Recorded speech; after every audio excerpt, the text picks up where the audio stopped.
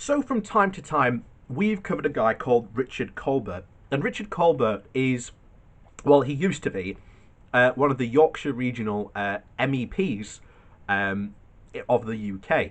And he has been one of the many people who was at the centre many times. So he knows how the EU works. He knows their ins and outs of their workings and what they're going to do. And he has been one of the few people who has constantly been warning about the government's take, especially on the trade deals. And as we have repeated very often on this channel, from day one, the EU has been very clear. They will not accept us having access to the single market without also accepting the rules and regulations that come with it. Those have been the stipulations since day one. And everyone else has to follow them. Every other country has to follow them. Even countries that have a deal with the EU, such as Japan, Canada, Mexico, you know, uh, that's just reality. And of course, this will cause huge problems because we mentioned this before, but countries, our companies here, may have to end up with two production lines, which will cause huge problems. Because you'll have a production line for just the UK market, and then you'll have a production line for the EU market.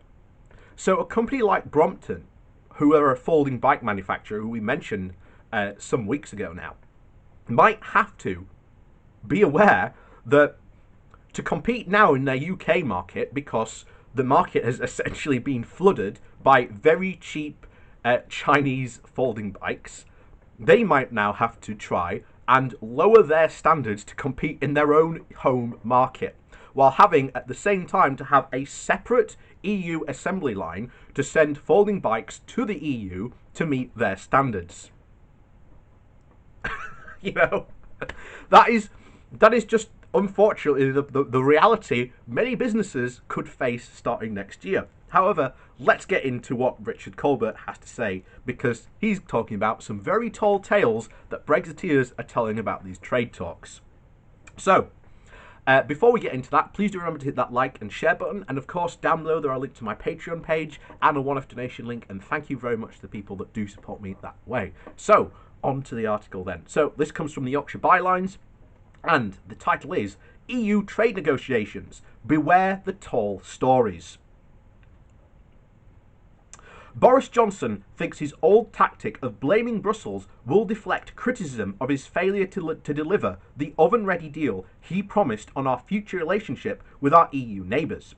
Playing the jingoistic card, wrapping himself in the Union Jack and blaming Johnny Foreigner is a well-tried diversion, but there are signs that the public won't fall for it. Johnson and his ministers parrot that the EU wants to dictate British laws to us. It doesn't.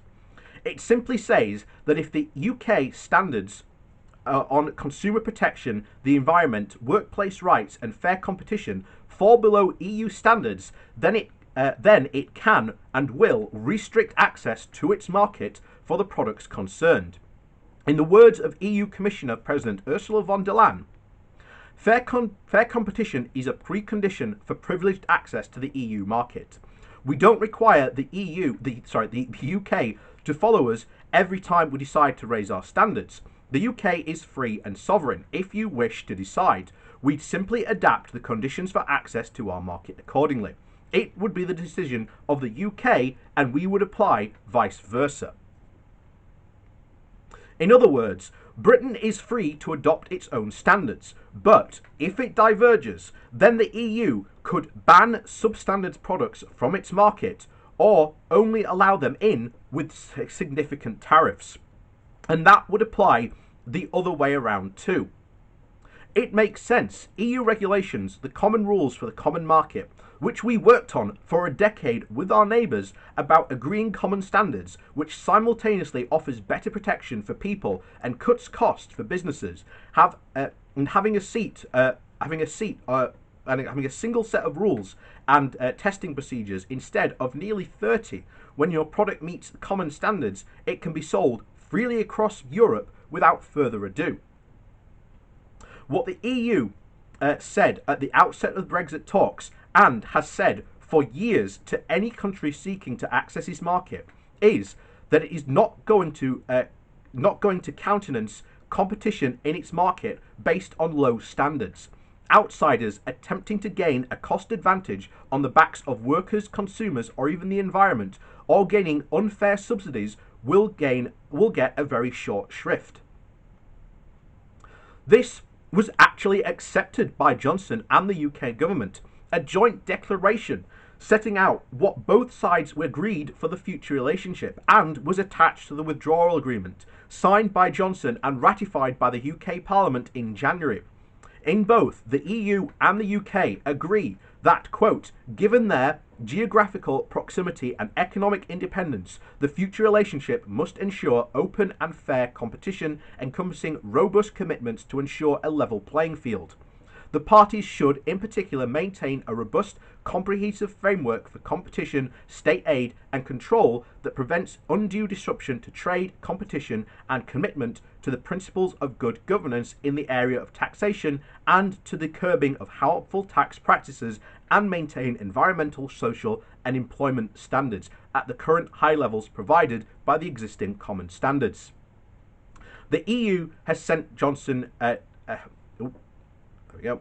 The EU has seen Johnson renege on those mutual commitments, spluttering about the UK being a sovereign state, and that would set its own rules. His commitments provoked this reply from a European friend: "We're all sovereign states. The difference is between the 27 of us who want to work together and the UK that doesn't." And very, very sadly, that sums it all up. That just sums it all up. You have 27 states who want to work together, and the UK just doesn't. And of course, we agreed to this in the political declaration. That was a binding political declaration that we would agree to. And now we're going to break it. And as a result, we are going to lose very, very, it is essentially privileged access, which all the other 27 countries also enjoy, being members and fulfilling those rules and requirements. Now we don't get that access anymore, unless we follow their rules. And here's the thing, there's going to be lots of people saying, oh, the EU is anti-competitionist and all this stuff.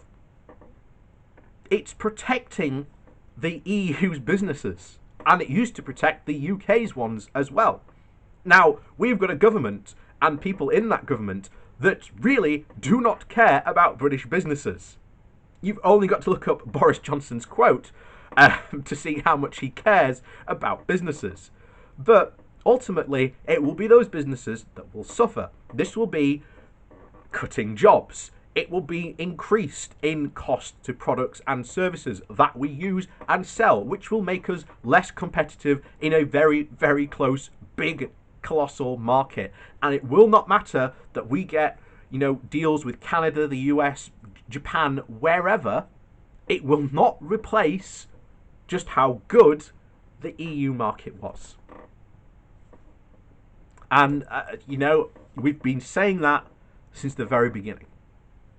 And it still rings true today that even when you bring this up to the Brexiteers, they just cry sovereignty, or that the EU is sort of, a protectionist racket. Yeah, it's protecting our businesses. The people and the British Eurosceptics in particular have been buoying about, the free market fundamentalists that they are, because, as we have seen, all they want to do is essentially save an extra £1,000 by using cheaper material, cutting workers' rights and standards, environmental protections, all the stuff that they say when they bring up, oh, these rights are hindering us. Okay, what rights? You'll notice whenever they get to that conversation, they stop and then they change the subject as quickly as they can, because they don't want to talk about that. because they know that if they did talk about that, A, no one would have voted for them at the EU referendum. Imagine if Nigel Farage had come out and said, yes, we want to leave the EU because we want to cut your workers' rights. We want to get rid of your guaranteed holidays, your hours that you work. We want to make you work longer and harder for less money. Imagine if Nigel Farage had actually come out and said to that. Would have people still voted for Brexit? I highly doubt it. But you have those very people actually in government and actually hold those views. And it's, yeah, it's really worrying what's going to happen next year. It really is. So, please do remember to hit those like and share buttons on your way out. And of course, down below, there is a link to my Patreon page and a one-off donation link. And thank you very much to the people that do support me that way. Your support is very, very much appreciated. So with that, thanks for watching, and we'll see you all next time.